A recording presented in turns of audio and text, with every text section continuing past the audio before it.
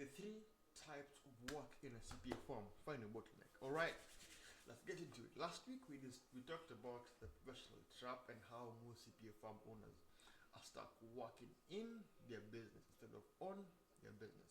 And if you watched that video, you probably had one or two reactions. The first one is, yep, that's me, I'm trapped. Second is, okay, how do I actually get out of this trap? And here's the thing, you can't fix what you can't see. So today we're going to do something simple but brutally clarifying. We're going to break down the three types of work that exist in a CPA firm. And I'm willing to bet you're spending 80% of your time in the category with the lowest leverage. So let's fix that. My name is Ephraim Asha, and I run a management consulting firm that helps CPA firm owners get back their time. Right now, I'm reading through David's Miser managing the professional service firm, and honestly, it's like he's been for the last 30 years. I highly recommend the book, and this is not a sponsorship. This week, we're diving into one of his most practical frameworks: professional work versus managerial work versus leadership work. Three categories. Every task you do fits within them, from the acquisition of clients to the doing of the actual projects to thinking about the future of the firm. Every task you do fits within these three categories. And the category you spend the most time in may be the professional work.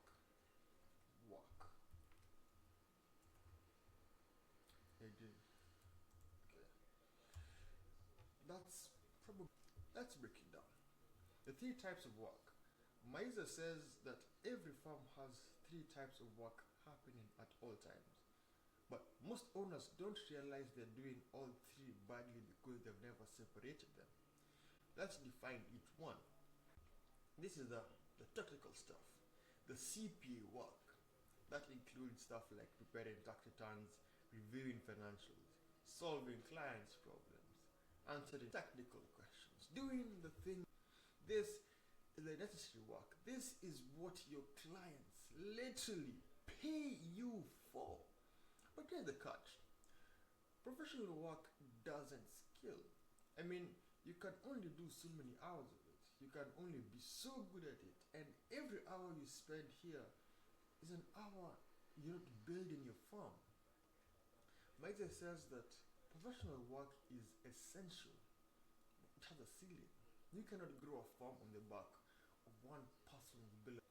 And yet, most CPA owners spend 70 to 90% of their time here. I mean, yes, you can't work the whole day. You're not a robot.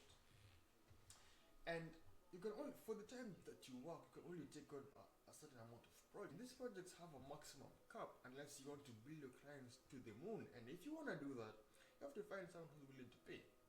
So it has a limit. Is the managerial work. And this is the work of building capacity. This includes training your team, reviewing other people's work, not doing it yourself, improving workflows, creating checklists and templates for repeatable processes, coaching someone through a problem instead of solving it for them, planning who does what during tax season instead of always just putting out fires. Here is where you start to multiply yourself, start having multiple use within the firm, driving the firm towards a particular goal. Managerial work doesn't feel urgent. It feels like I could just do this fast myself. And that's why exactly most CPA owners skip it. But here's what Meister says. He says, managerial work is an investment. You spend time now, so you can save time later. Just like putting money in an asset that appreciates over time. It could be an asset like real estate or stocks. Put money there so that later in the future, you don't have to work. You just live off the gains you got from the asset. So, if you never do managerial work, your firm stays dependent on you. And they put this in red forever. So, the three types of leadership work that will include, this is the type of work that creates freedom. setting the vision for the farm, deciding what kind of clients you take on, and crafting, cleaning up your book of business, hiring standards, who gets in, who doesn't get in, how do you shape your farm's culture, defining your service offerings, strategic planning, saying no to work that doesn't fit. Basically, it's about deciding what the farm will become. Think of it as you're on the wide ocean and you have this ship, and this ship is your farm. And leadership work is you being the captain of that ship and charting course to the destination that you want to go. Most CPA owners avoid this, unfortunately, because it feels abstract. It's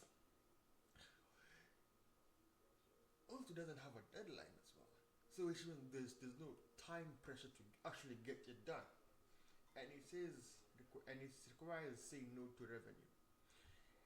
Because of all of this, you think of, oh man, instead of thinking of this, I could actually be getting paid for that particular amount of time. So you think that, let me just work on the project. I will do this later, maybe tomorrow, maybe next week, maybe next month, maybe next year, maybe I will do it when I get like a few more stuff, or maybe I will do it when we get big. But you see, leadership is not about managing people. It's about designing the constraints that allow the farm to scale. I will say that again.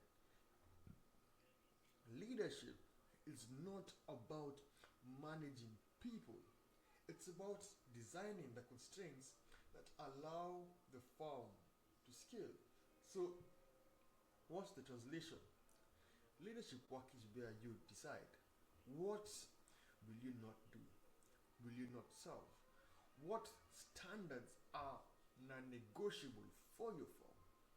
And when you don't do this work, your farm becomes a random collection of clients, stuff, and stress. So, why most CPA owners are stuck in professional work?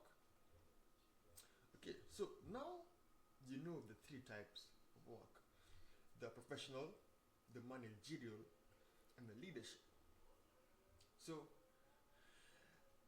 let me guess where you spend, it may be the professional work, right? And you're in the returns, reviewing, you're the fixing, you're the safety net, and it makes sense because you're really good at it. I mean, you've been doing this for years. You're fast, accurate, and trusted. When a client needs help, you're the first one that they call. Second, it feels productive. You can check things off. You can see progress. You can know what's happening, what's not happening in your farm the moment it happens. And second, it feels low risk because if you do it yourself, you know it's done right. You feel that you are in charge of the quality control. Everything passes through you, and you feel like, my goodness, I actually have this down. Amazing. But here is the problem. You are solving today's at the expense of next year's freedom. You're solving today's problem. Every time you choose to do the work instead of training someone else to do it. Every time you say, I'll just handle this one. Every time you review everything else because it's faster, you are reinforcing the dependency. And Meister calls this the short-term rescue, the long-term trouble. Very, very expensive job. So, the bottleneck test is a test to see where you are on this scale on your professional work, managerial, and leadership work. So, ask yourself, question 1. Can the farm run 2 weeks without you? Not survive. Maybe we're handling things here. Can it run efficiently for 2 weeks, for 14 days without you? Ask, can clients be served? Can decisions be made? Can problems be solved? If the answer is no, you are the bottleneck. Second question is, what happens when you go on vacation? Do you actually disconnect? B, check in just a few times, or come back just to chaos? Right, if it's B or C, you haven't built in systems. And the last question is, where do the decisions get stuck? So, does your team come to you for pricing, scope of questions, client communication, workflow decisions? Does everything come to a halt? If everything waits for you, you are the constraint on growth. And I said this in my last video. A firm cannot grow beyond its narrowest decision maker. Just like a bottle. Just like a bottle. If I'm pouring this out here, no matter how big this thing, no matter how big the content is, no matter how full it is, it's limited by this cup right here. If this cup is not wide enough, it's going to limit how fast this thing can flow out of here. The same is true for the farm. And that is you. Your farm is capped at your capacity. So, this is an exercise that I said last week and I'll say it again. So here is your homework. Just track it. So for 1 week, write down every task you do and label it. P for professional work, M for managerial work, L for leadership work. You can do this in a notebook, spreadsheet, or whatever is comfortable to you. Just track it. At the end of the week, add it up. What percentage of your time went to each category? Was it 15 to 20% of managerial work? Or was it 5% or less in leadership work? And here is the brutal truth. The category you time in is the one that creates freedom. That's leadership. If you spend all of your time in professional work, you will. If you spend time on managerial work, you will build capacity.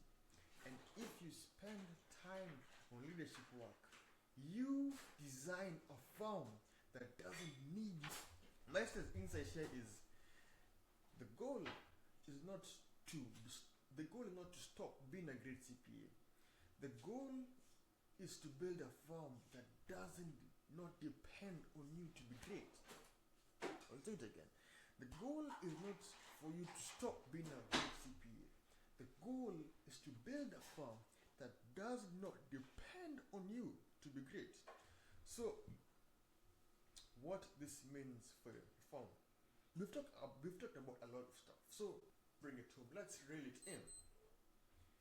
If you want more time, more freedom, more options, you cannot keep spending 80% of the week doing the professional work. You have to shift your not today I'll come in the office and no, I'm not touching client returns anymore. I'm just focusing on thinking about my firm. You have to be deliberate with the switch from professional to leadership work. Start with 10%. Take 10% of the week and move it. And that might look like spending 3 hours building a checklist instead of doing the work yourself. Recording a Loom video showing someone how to do a task. Sitting with a team member and coaching them through a review instead of doing it for them. Practical things. Yes, it will feel slow at first, like I'm not moving, like oh my gosh, speed. But no, it's slow. But 6 months from now, you'll have someone who can do that task without you. 6 months from now, you can have another you in that in a different position in the firm doing what you used to do. And that's leverage. You can actually now take on more work because you have people who you trust to actually do the work that you've said to be done. So in summary, here's what we've covered today. We've covered that the three types of work in every. First one is the professional work. Here is the technical stuff, necessary but doesn't scale. You're capped at your own hours. Second is the managerial work, building capacity, training, coaching, creating systems. This is where you multiply yourself. Leadership work, designing the firm, vision, strategy, client selection, saying no. This is where freedom is created. And the brutal reality is most CPA owners spend 70 to 80% of their time on professional work, the lowest leverage category. So the shift, you can keep doing this and expect different results. Start moving 10% of the time from professional work to managerial work. Just get the ball rolling. It's like make a small snowball. Just push it, right? So build capacity, train people, create systems, and that's how you stop being the bottleneck. Let me get this again. That's how you expand this right here. Just tiny bit, a tiny bit. So in closing, next week we're going to talk about leverage and why it's not about working harder. We're going to break down the actual economics of a CPA firm in a way that will make you rethink how you price, hire, and grow. But before that, please, do the 1 week tracking exercise seriously, because you can't change what you can't see. And if you see professional work, it's not a personality flaw, it's a design flaw, and design flaws can be fixed. So one action step for you today. So one action step is track your time for the week. Label everything as P, M, or L, and then ask, where am I really spending my time? And that is where freedom comes from. Then you can put your answers in the comments down below. I'll respond to them and see how you're spending your time. And until then, I'll see you next week.